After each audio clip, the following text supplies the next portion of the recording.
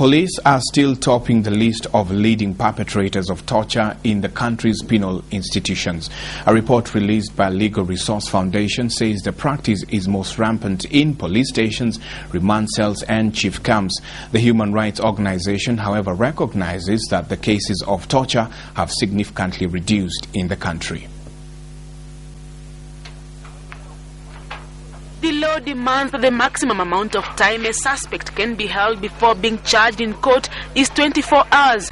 The Legal Resource Foundation, in their research conducted in all the country's 8 provinces, now shows that many suspects continue to be held in police stations and chiefs camps past this period.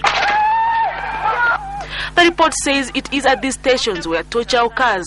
The leading perpetrators of this, the police officers and the chiefs, as they allegedly try to force suspects to accept committing a crime. Torture goes on in our criminal justice system, mostly at the points of entry, and the citizens are beginning to take it on.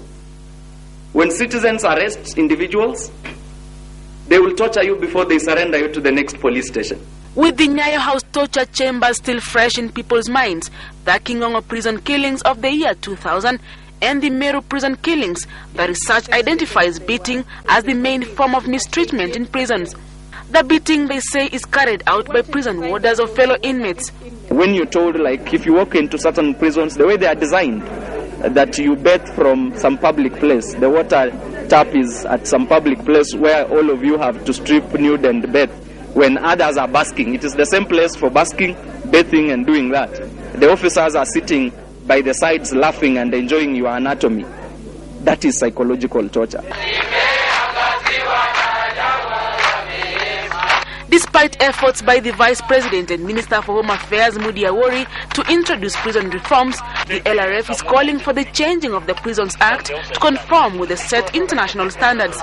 They also want the judiciary to give an ear to inmates who complain of torture during court proceedings and questioned on the application of the law in the country.